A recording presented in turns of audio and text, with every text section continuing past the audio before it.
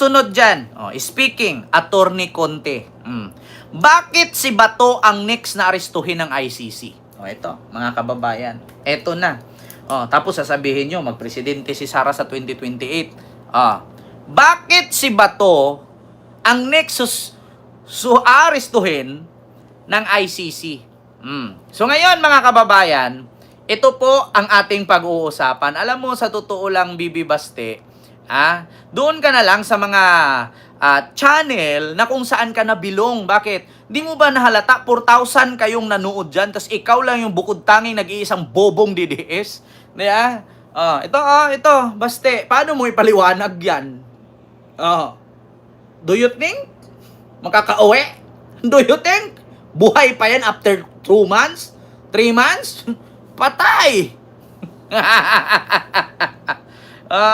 Tignan ninyo, kayabangan, mamamatay lang, di pa rin nakauwi. Deserve. Ito, mga kababayan. Bakit nga ba? Why Bato will be next in ICC? Ito na. Ito po ay galing kay Attorney Cristina Conte at kay Richard Hidarian, YouTube channel. Tanimbala, attack against Pinoy. Ngayon, Pinaliktad. tama naman sa inyo, laban sa inyo, mga defenders of victims of EJK. So, anong masabi niyo sa tanim biktima? Ito siguro yung pagkakataon na ilinaw kung sino yung mga biktima. So, una, hindi totoo yung tanim biktima. Hindi, ang hirap pag-imbento ng ito, ganito siya namatay, kailan, ganyan. At hindi pwede na magkaroon ng tanim biktima kasi stringent ang processes. And you've mentioned that earlier. Stringent ang processes dun sa pagpapatunay na biktima. Kung kay Pinoy daw, tanimbala. Ngayon naman daw, sa mga ICC lawyers, yung mga biktima ni Digong, tanim witness daw. Pakinggan ninyo si Attorney Conte. Kami. And to participate in the ICC. Kailangan mo ng proof of victimhood and then proof of identity. And then pangalawa, imposible yung tanim biktima na parang in the concept that they imagine it to be, na parang tanim EJK or impossible. Kasi pinagdi-distinguish pa nila yung EJK victim at saka yung victim. In the ICC, a victim is someone who has been harmed by probably the killing, pero later on maybe we'll see the killing, torture, rape, and other inhumane acts. Sa ngayon, murder pa lang. Ma'am Arlene, hello po. Yung naging issue. Bakit?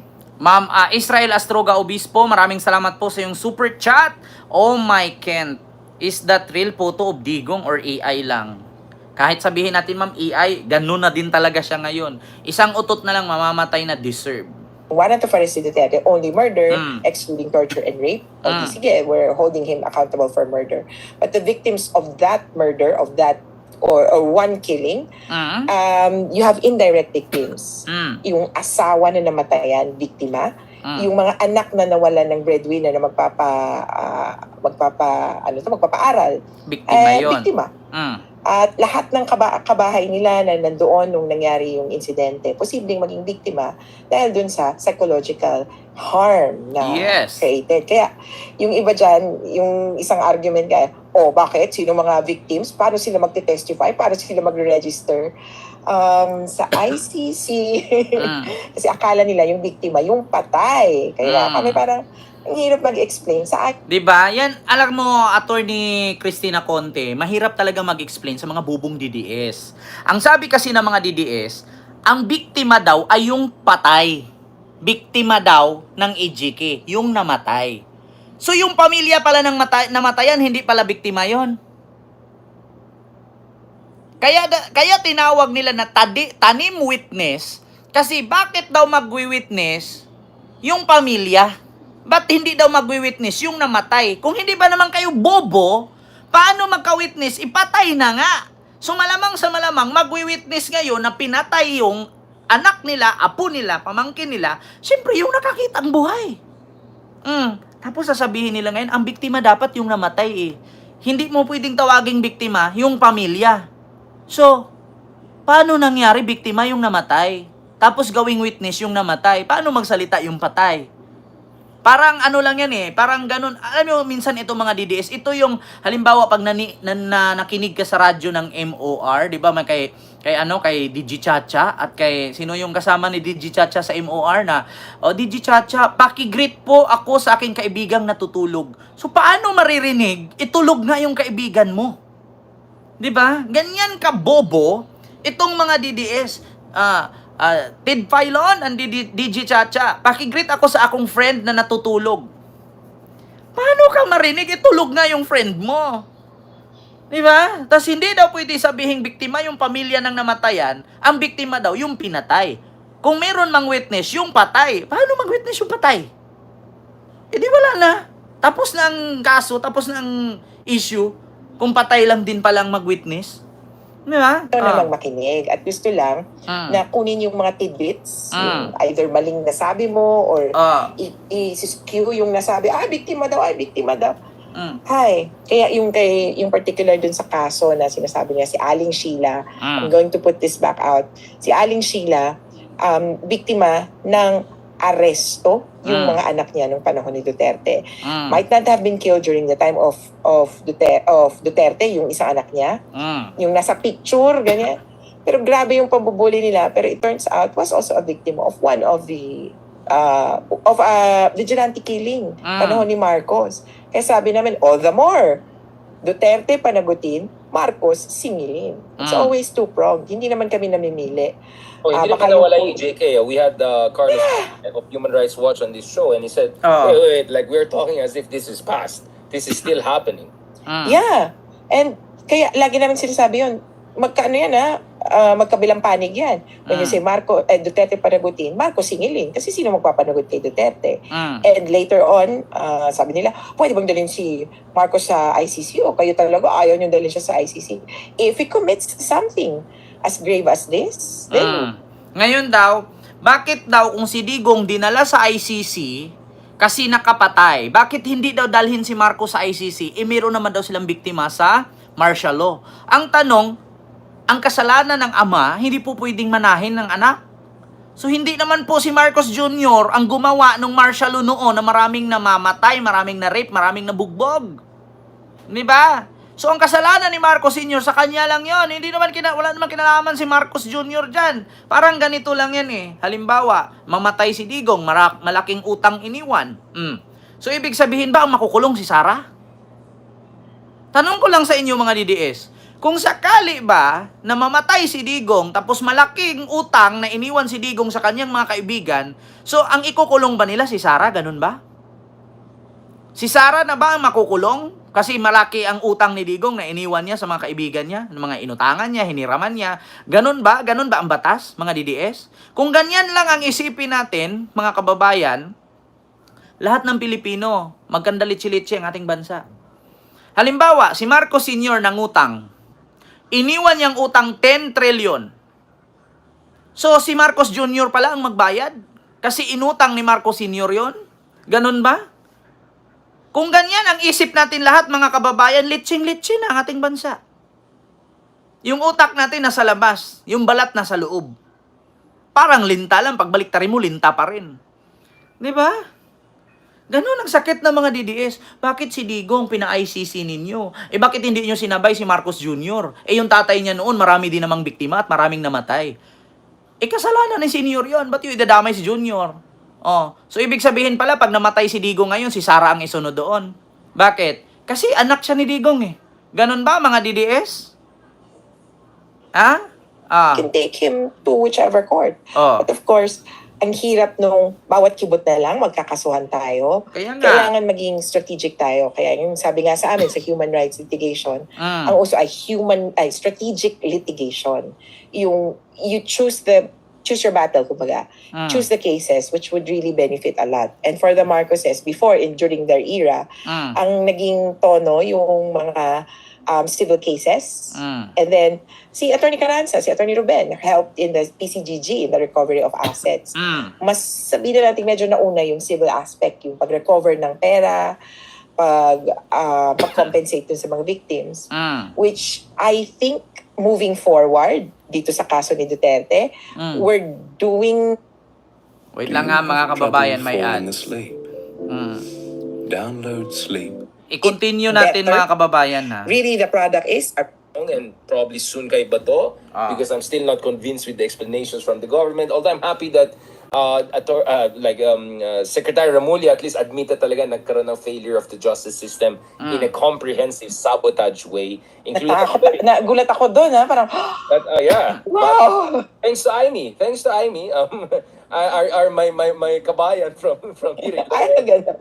She forced them to come up with good arguments, and I think that's a good way to start it, to admit first of all talaga nag-fail yung justice system at what is the way forward? Reintegration, reconciliation. Ayun, Ma'am Cecil Cortez, maraming salamat sa yung $20 super sticker. Thank you so much po. So ito na mga kababayan, bakit nga ba si Bato ay dapat dalhin sa ICC? Security sector reform. I'm basically giving the answer, but I want it for what should be the business of the day? Well, I think one, stop the killing. So it's a policy issue. Hindi ko masabing drug policy issue. I think people are looking at the Comprehensive Dangerous Drugs Law now na parang, we need to amend it. Not really. You need to change the values within the police. They work on generals to chons or yung mga may sabit, napabalik pa rin. So, linisin talaga nila yon in terms of sa police. And so I would say that to some extent this would be SSR, yung security reform. Umalma na. Total, nag-ayuno na ba? What namin. Killings is wrong. And until now, the killings that are happening ay mali. And therefore, the ICC to step back and say, nag-investigate naman sa Philippines. There's a kind of investigation where the ICC will not look at this as something that mirrors their own operations or their own investigations. It's a parallel operation. Medyo parallel, but yeah, but I mean, there's a nuance to it. Medyo detailed na, pero kumbaga, look into the individual cases and then the ICC investigation. Yeah. Kasi for example, if you investigate violations of protocol, di ba?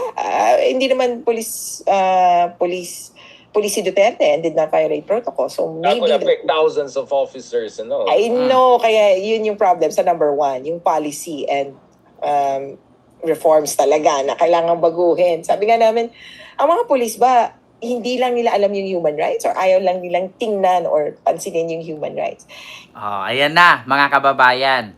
So, bakit nga ba si Bato sunod na hulihin at dalhin sa ICC? Kasi una, sino ba ang nagpatupad sa tukhang? Sino ba ang commander nila noong panahon na inumpisahan ang war on drugs? Si Digong, Commander-in-Chief. Pero si Digong ang nag-utos, hindi pulis si Digong. So ngayon mga kababayan, sino ba ang nangulo doon? Si Bato.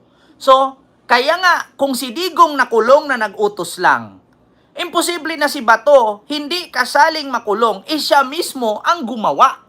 Siya mismo ang ulo doon. Diba? So, ang nag-utos, nakukulong. Pero yung gumawa, hindi. Napaka-unfair naman. Ano yon? Whistleblower lang? Parang ano yon? Alias tutoy lang? Dun patidungan lang? Porket nag-witness ka, hindi ka na makukulong? Considered ka pa rin as a resource or reliable source. Tawag dyan, mga ganyan-ganyan. Kaya katulad nun, di ba, nag-react si Bato. Yan si Dun patidungan, mga kababayan, mananagot pa rin siya kahit sabihin mong nag-whistleblower siya dyan. Witness siya dyan. Kasi kasali pa rin siya sangkot pa rin siya sa mga pangyayari at nakikita niya kasabwat siya, sabi ni Bato. Ngayon, ibalik natin sa ICC. Hindi porket si Digong ang nag-utos, hindi na pwedeng makulong si Bato. Si Bato ang PNP chief noon. Diba? Kaya nga sabi ni Attorney Cristina Conte, hindi pulis si Digong. Si Bato ay pulis. So, nag-utos lang si Digong. So, may possibility na si Bato makulong rin. It also goes into practice Kumbaga sa kanila, may nakasanayan So, kahit na alam nila, di ba, mga bagong pulis, alam namin to, may human rights officer kami. Pero pag nakikita nila na, Dapat ba ganun? Wala, susunod na lang sila. So we need to change that mindset.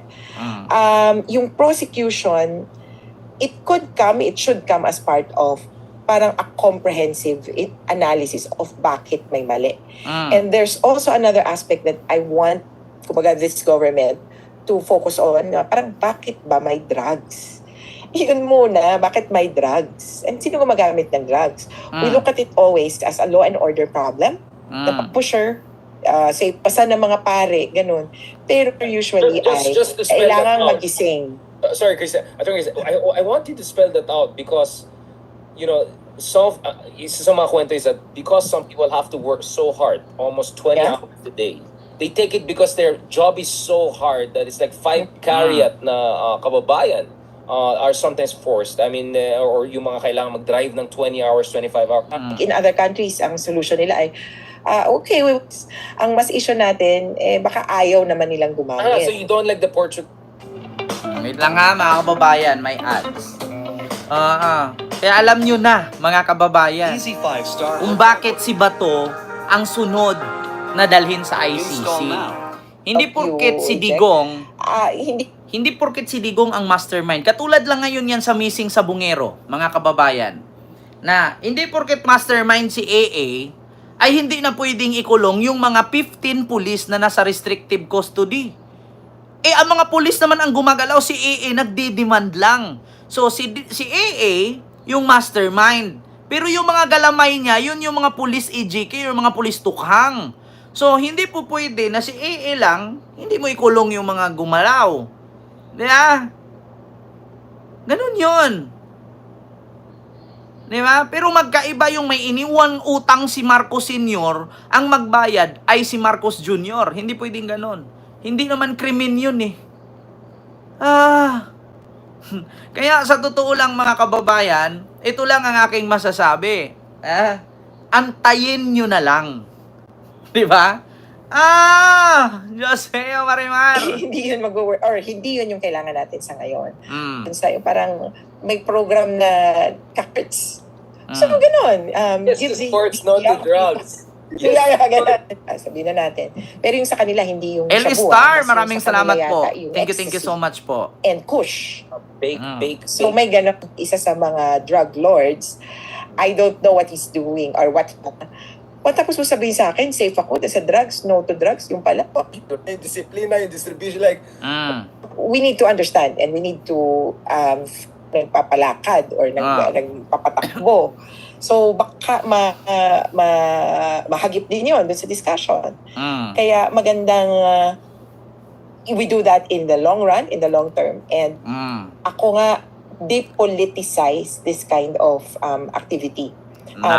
Later on, dapat sana magkakaroon ng museum. Di ba mga kababayan, sabi ni Maria Cristina Conte na mahahagip din yon. Mabubulatlat din yan kung sino yung gumalaw, sino yung nag-aasikaso, at sino yung nagko-command. Kasi hindi mangyayari yan na may mamatay kung kung hindi konektado ang pulis. Pulis po ang tumukhang. Hindi po mga private goons. Yeah? Pulis ang tumukhang. So sino ba ang pulis nung time na yon? Si Albayalde, si Bato, si Danao, si Digong, si Sara. Nako mga kababayan, antayin na lang daw, puro kakuda. Natural kukuda ako. Saan ka nakakita ng vlogger na hindi magsasalita? Putang ina mo pala eh. Yeah? Sabi ko nga sa inyo mga kababayan, 2 months na lang, hearing na September. Actually mga kababayan, sa mga nagtatanong, ang tagal naman hulihin kay Bato. Antayin ninyo na matapos ang first hearing sa September. Kasi kapag hindi na ipanalo ni Digong yung hearing na yan, yung mga co-accused ni Digong, isa-isa nang huhulihin yan. Tandaan ninyo mga kababayan, siyempre, unang gagawin yan sa hearing sa September, unang tanong, totoo ba na ikaw si Digong?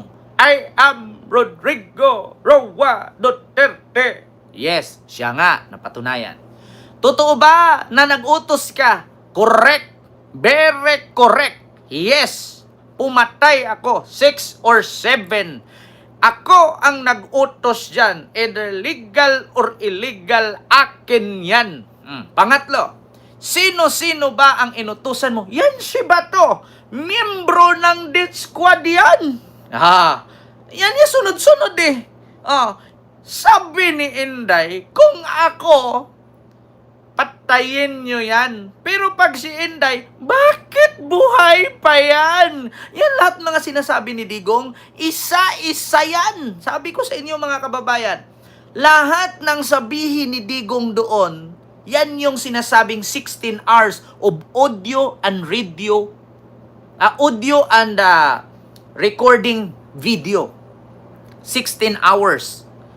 Lahat yan, lalabas yan. Unang tanong yan, sa hearing, ikaw ba ay, actually tapos na yung, totoo ba na si Duterte yan? Di ba? Tinanong siya, I am Rodrigo Roa Duterte. My middle name is Roa. Totoo yun, siya nga, kilalang kilala. Presidente ng Pilipinas, sinakay ng private jet, kinulong. Pangalawa, pagdating sa September 1, totoo ba na ikaw ang nag-command? Yes. Very correct. True. Correct talaga. Wala kang alam because guilt is personal. Totoo ba na pumatay ka? Yes. 6 or 7. Totoo ba na inutos mo na kumbinsihin ang mga adik na manlaban para may rason kayong patayin?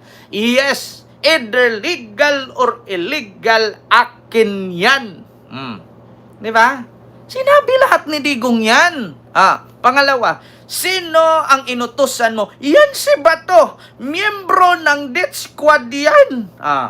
Ito, ipakita ko sa inyo ha. Sabi ko sa inyo, si Bato ang sunod na hulihin dyan. Ito ha.